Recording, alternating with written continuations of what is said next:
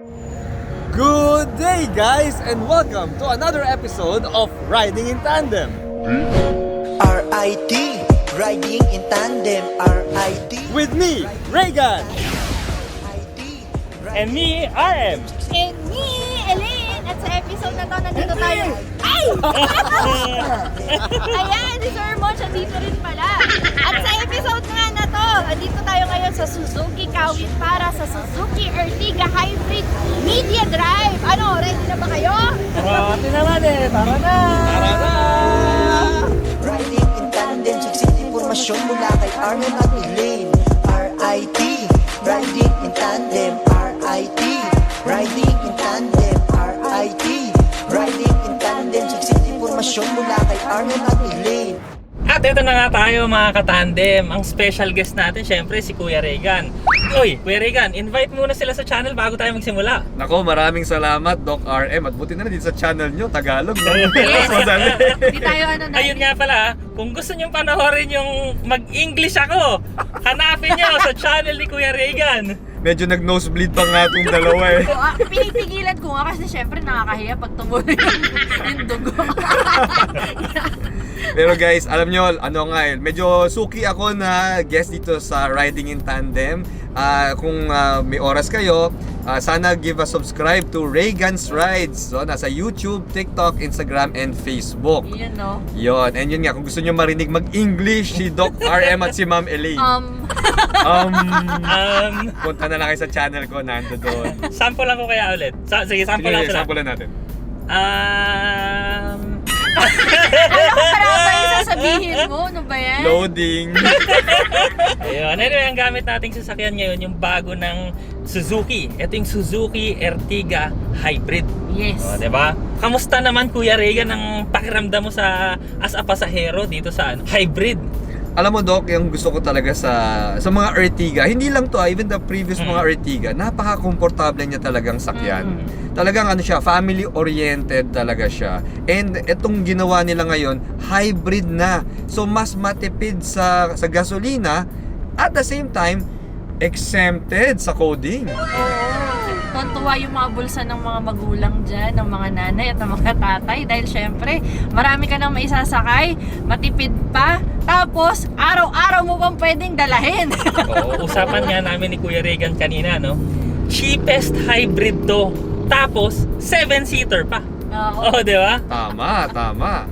Oo, tapos hindi mo na kailangan nga bumili ng pangalawang kotse, no, para sa Oo. coding. So ngayon, syempre yung hybrid system nito, kakaiba, no?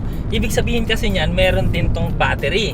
Tapos, meron din tong regenerative braking. Oo. O, di ba? Tapos, teka lang, isa-isahin na nga natin yan. Ang tawag nga nila doon is VHS or Suzuki Hybrid Vehicle System. Wow.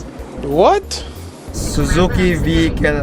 Alam mo, akala ko SHVS yan ha. Suzuki Hybrid Vehicle System. Mali Anyway, pala yun ako.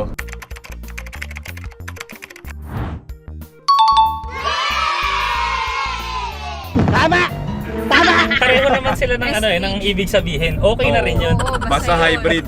Hybrid Vehicle System nila. O, basta nagkaintindihan tayo, okay na yun. Yes. And ano siya, di ba? Parang yung alternator niya, siya yung nagiging generator. Oo, yun na Electric nga. generator niya. At saka siya na rin yung nagpapa-start ng sasakyan pag galing ka sa tigil. Oo, so starter na rin siya. Tapos ito yung maganda no, naramdaman ko kasi talaga kanina, no. Yung from stop, meron siyang konting additional push. Kaya medyo natuwa rin ako dito sa hybrid system, no. Hindi lang siya sa pampatipid, may konting push pa siya.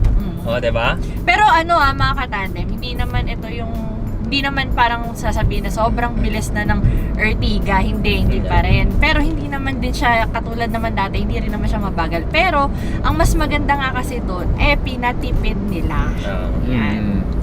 Isa pa, itong Ertiga Hybrid, meron din siyang regenerative braking. So ano ibig sabihin nun? Pag pumepreno ka o nagko-coasting ka, yung energy nun, rine-recover ng hybrid system para i-recharge yung battery. Nakinig ako dyan kanina, yung kinetic energy daw. Kinetic energy. Kino-convert into electric energy. Yun. And yun naman yung nagpa-power sa mga accessories mo, gaya ng aircon, ng radio, ng headlights, mga ganyan. So, bawas load sa sa makina ng sasakyan. At bawas ang konsumo sa gasolina. Yes. Teka, may tanong muna ako. Yes. Spell kinetic nga? Kinetic. Grabe, K-I-N-E-T-I-C. Sige, sigurado ako dyan. Oo! Di ba Q? Kinetic. At mga katandem, no, sobrang komportable nga nito at kagaya nitong long drive, hindi lang yung pasahero yung komportable. Pati ako komportable kasi meron tong cruise control. So iset mo lang siya sa speed na gusto mo, kusa na siyang aandar ng ganung speed. Kaya set mo sa 70, 100, o at least dapat tatandaan nyo yan ha, 100 lang tayo sa mga expressway ha. Siyempre. At huwag nyo Doon lang tayo sa kakalimutan, meron ding minimum speed dito ha, 60. 60. Oo. Kaya sa mga nagda-drive dyan na gustong makatipid ng gasolina, hindi tayo pwedeng bumaba ng 60 ha. Ito ang patunay na affordable talaga ang Ertiga dahil ang starting price niya ay 954,000 pesos. So less than 1 million.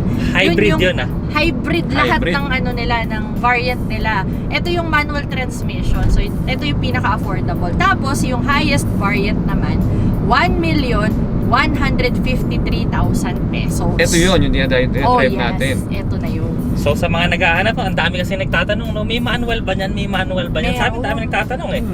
Ayan, yung Ertiga Hybrid may manual. Oo, less than 1M. Less than 1M. At hybrid pa. Oo. Oo. At accepted pa sa coding. So ano yung mga hybrid components ba nitong Ertiga Hybrid?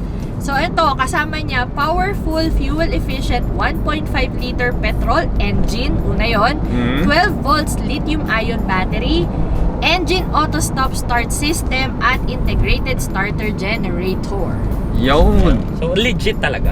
So yan, no, sa pagdadrive naman ito, yun nga, kagaya ng sabi ni Kuya Regan, andito pa rin yung dating Ertiga, yung komportable, 7-seater, maluwag, steering malambot, stable sa highway speeds.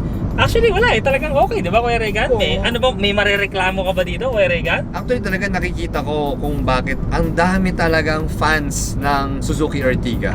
As in talagang ano siya eh, talagang complete package. Complete package talaga. And ang maganda diyan, hindi masakit sa bulsa. Hindi talaga. So yan mga katandem, no, na medyo nagkaroon na kayo ng background ngayon dito sa Suzuki Hybrid. Kami ngayon, meron kasi kami pupuntahan activity ng Suzuki. So, kita-kits na lang tayo doon mamaya. Kita-kits, sana manalo tayo. Sana manalo!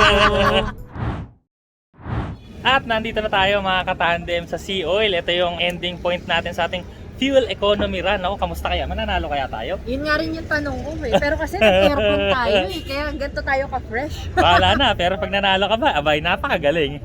Umaambon, teka, pasok na nga tayo doon. So mag-jeep pa tayo papunta doon sa ating... Oo, hindi ito talaga yung pupuntahan. ah, Kumbaga hanggang dito lang yung Eco Drive, pero yung pupuntahan natin mag-jeep pa. So sige, kita-kita na lang tayo doon.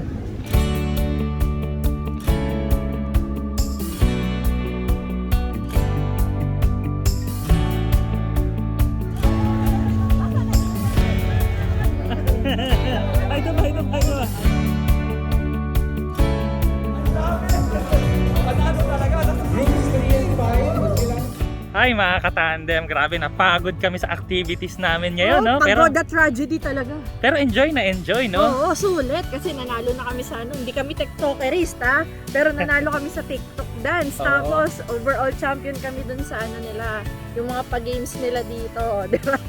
Kalain mo yun, yung mga kasama natin, napaka-competitive. Nakaka-stress. Anyway, yung kotse talaga maganda, komportable, matipid sa gasolina. Yun naman talaga yung importante dito sa Ertiga. Ayan mga katandem, sana nag-enjoy kayo sa video na to.